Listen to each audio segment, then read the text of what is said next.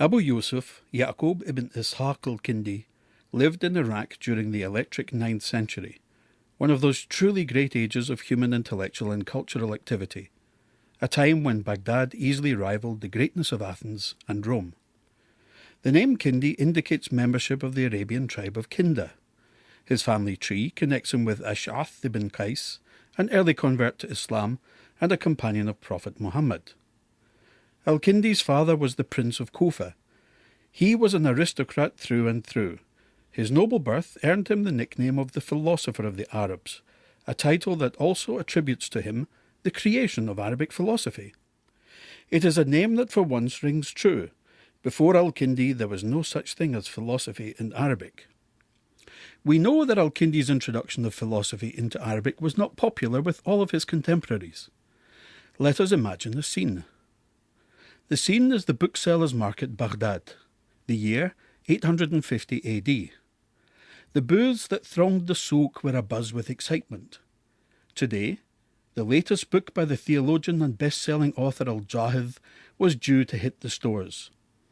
A crowd of rival authors had gathered to sneak a peek at the newest work by the father of Arabic prose.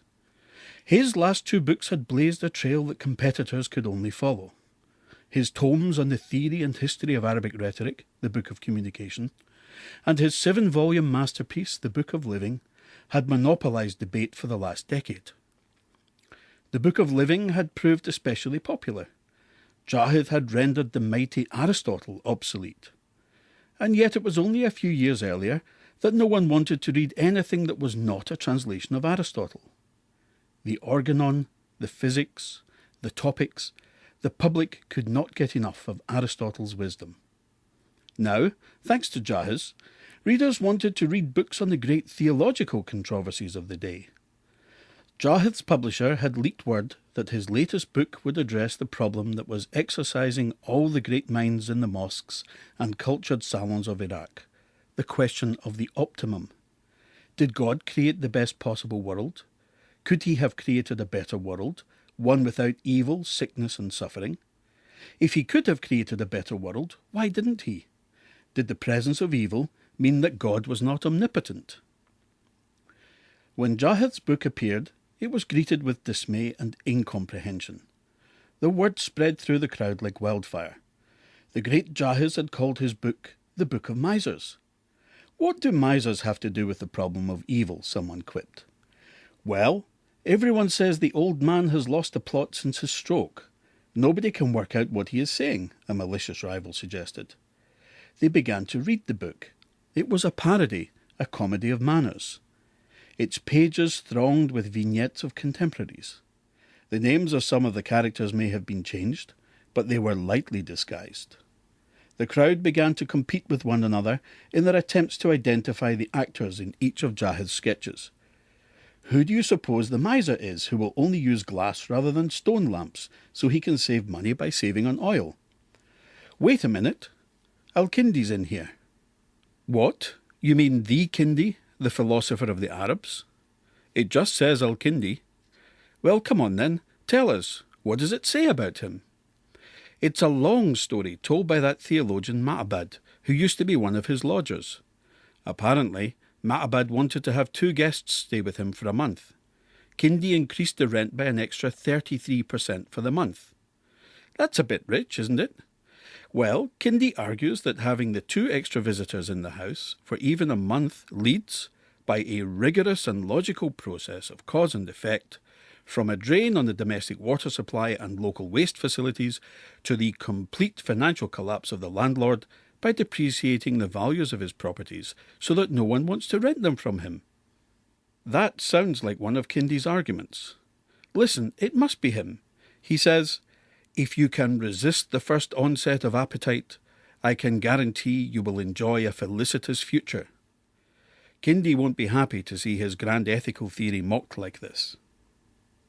Al-Kindī's network of connections with the ruling elite would have led to the high point of his career at court, the commission of his major work on First Philosophy by the Caliph al-Mu'tasim, who ruled from 833 to 842.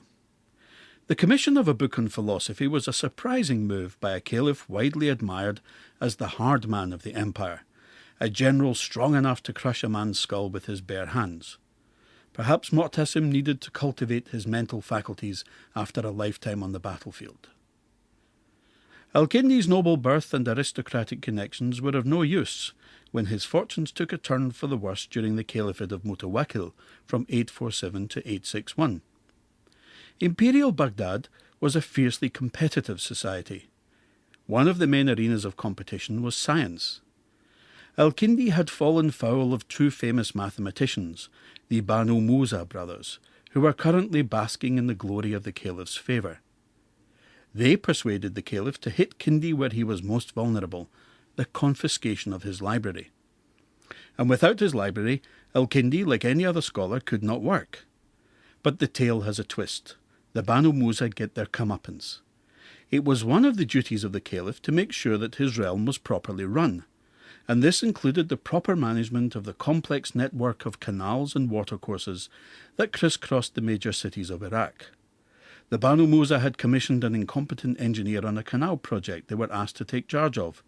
The canal was a disaster, and the project could only be saved by one of Al-Kindi's friends. The Banu Musa's fall from caliphal grace led to the return of Al-Kindi's library.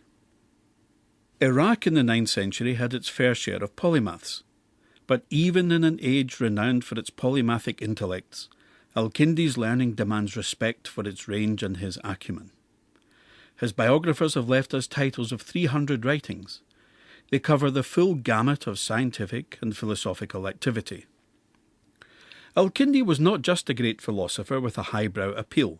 His works addressed practical uses, some of them with a military application.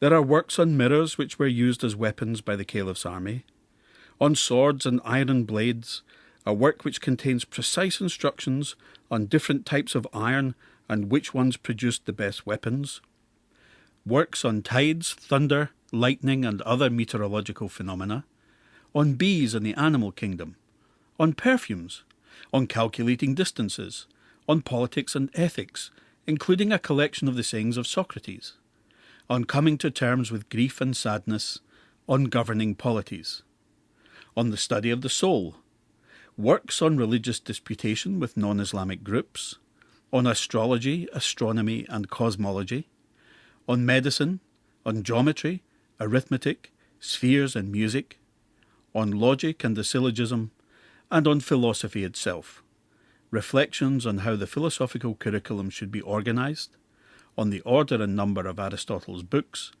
and of course his major work, On First Philosophy. By anyone's reckoning, this is an impressive list of publications. But time has not been kind to the Al-Kindi library. We have lost most of the writings generated out of the nimble mind of this most prolific thinker. Al-Kindi's most famous work is On First Philosophy. All that survives is the first part of the book, which is divided into 4 sections. Each section deals with 4 topics. Section 1. A plea for and defence of philosophy. Remember, Al-Kindi is introducing falsafa, philosophy, into Arabic. It is clear that his philosophical ambitions were not without their opponents. Section 2. A refutation of the philosophical position that the world was eternal and so did not need a creator to bring it into existence. Section 3. A discussion of the proper meaning of oneness. Section 4. A development of his argument based on the true meaning of oneness, to demonstrate that God, as the true one, cannot be described. In other words, that he is ineffable. These 4 topics represent Al-Kindi's primary philosophical concerns. From the scattered shards of the work which survive as quotations, it seems that Al-Kindi proceeds to explore his other great theme, divine providence. So Al-Kindi's answer to the problem of the optimal nature of creation, which so exercised minds in the 850s, would have been unequivocal. Yes, the world is the best. Man just has to understand it properly. And the clues to reading it are to be found in Al-Kindi's philosophical system. These major themes are his obsessions, his philosophical idées fixes, the subjects he comes back to again and again in his writings. The need for philosophy, the creation of the world, the meaning of one and oneness, the ineffability of God, divine providence. Their subject matter is quintessentially Islamic. Philosophy is not in conflict with religion. For Al-Kindī, philosophy was the highest form of religious speculation, and philosophy was fully consistent with the divine revelation contained in the Holy Quran. He views philosophy as a special form of Islamic piety by which the educated elite could regulate their lives and gain entry into paradise. But why call it first philosophy? I think it is first philosophy because it deals with the One, with God, the first cause, the being from which everything descends. And just as God is properly anterior to everything, so too One, which Al-Kindī and his contemporaries did not consider a number, is anterior to all numbers. Therefore, by analogy, first philosophy precedes all other forms of philosophical speculation, including physics and ethics. And as the summit of philosophical thinking, it is the point to which the novice climbs and aspires. Therefore, it must be studied last. Al-Kindī was passionate about numbers. He applied his fascination with numbers to everything he thought about. In fact, he was an out-and-out numerologist, and believed that the universe was constructed out of polyhedric shapes. Thus fire was a pyramid, earth a cube, air has 8 sides, and the celestial sphere has 12 sides. Jahid's portrait of Al-Kindī depends for its wicked humour on this passion for numbers. How far was Al-Kindī willing to take his numerical passion?